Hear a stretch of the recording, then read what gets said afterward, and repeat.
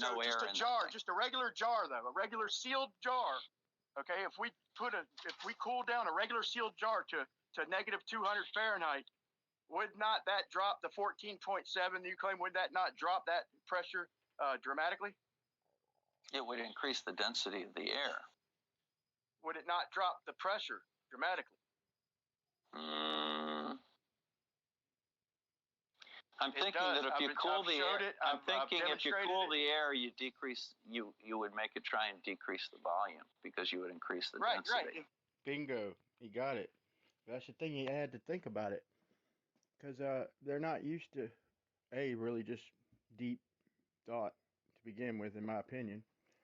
But they think in terms of the refraction, what works for their model. So they think, the air at ground level is denser,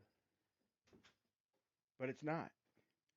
Okay, the colder air is denser.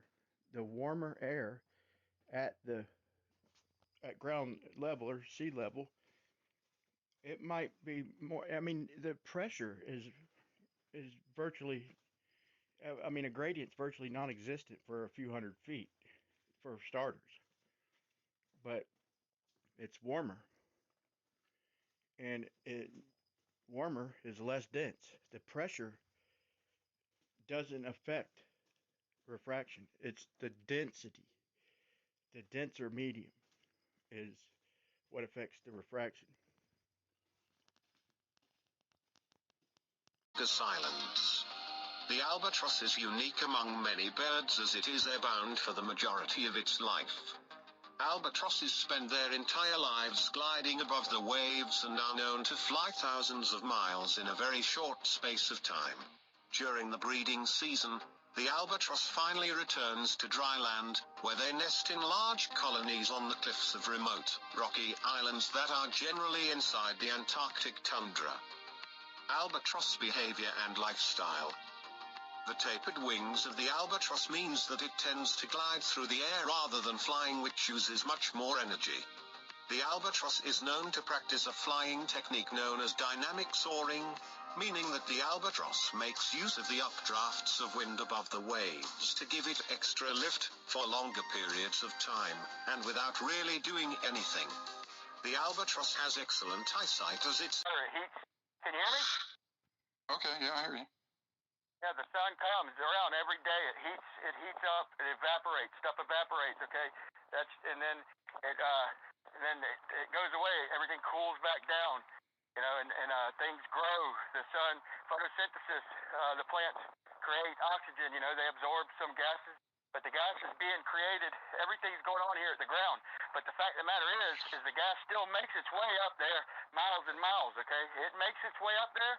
And the temperature is the gradient, just like the gas laws say. The temperature is the gradient, okay? It's easily demonstrable. But how is it that we can't observe this flow of atmosphere vertically to create the gradient that you're talking about? Why is it we can't observe that?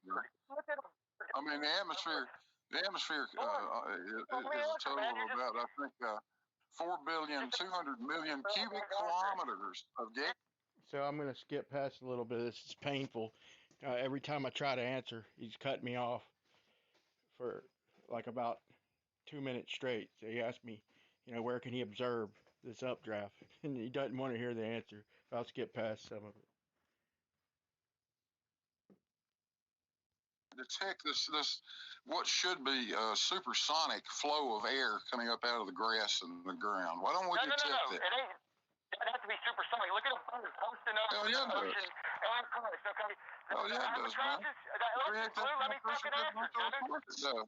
Brian, he won't let you answer, Brian. He's just going to talk all over the top of everything you ever want to say, buddy.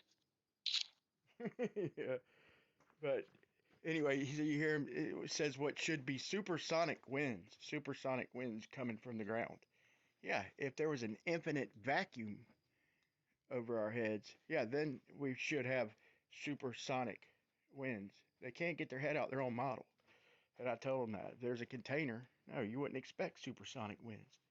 It would expand and cool down like air does, okay? Air expanding into a vacuum, there's no change in energy, just in entropy. We've all seen it. Okay, but air expanding,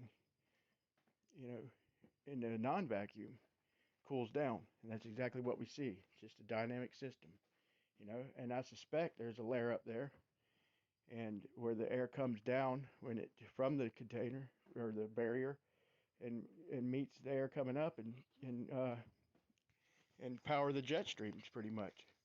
So them jet streams, that air's come from somewhere. Jet streams are pretty constant, and I'm sure they cycle just like everything else. Everything works on equilibrium. Nice and quiet. Okay, he asked me for an example of me show him the air going upward. And then we could see it. I said, yeah, okay, look at a bird. The albatrosses go out to the ocean for like 9 months at a time and barely have to flap their wings. They ride the updrafts coming off the ocean. They are constantly happening, depending probably more where the sun's at, but it's constantly happening. There's updrafts of air all around the earth, always. Okay, it's a dynamic system. So I would like him to respond to that perfect example of me showing you air going up. Yeah, you're shitting me, right, Brian? You're the guys. Look. So now there's no updrafts. He's like, I'm shitting him, right? And then I can't wait for you to hear Bob's response. Oh my God, it's a classic.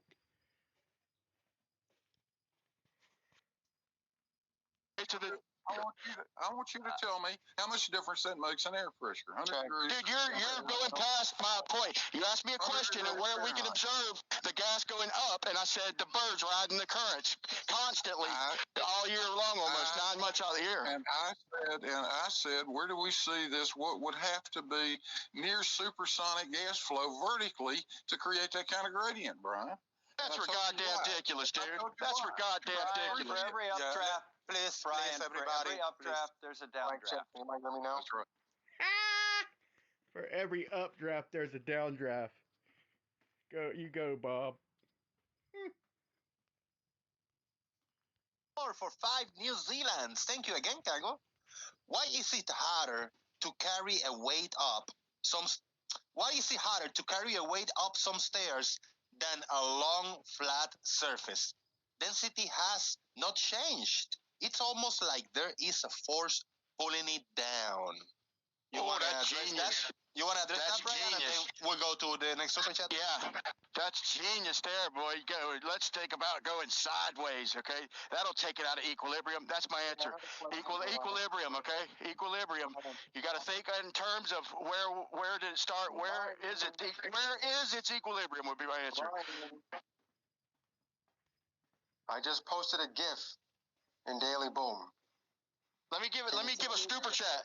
I got a super chat. You heard it here first from Bob, the pseudoscience guy. For every updraft, there is a downdraft.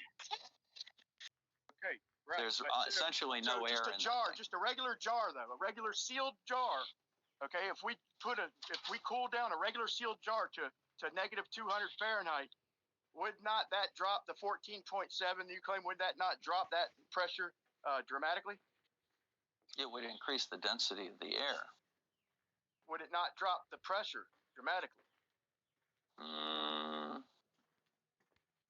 See, he can't. It takes him a minute to answer this, man. I think I went over this, but it's cognitive dissonance, man. He's having conflicting thoughts in his own head, and then he has to answer though, because he has to obey the gas laws. So yeah, of course he has to say it. Should have been an instant answer. That the pressure goes down as the temperature it goes down, but it doesn't sound right because they think in terms of the refraction.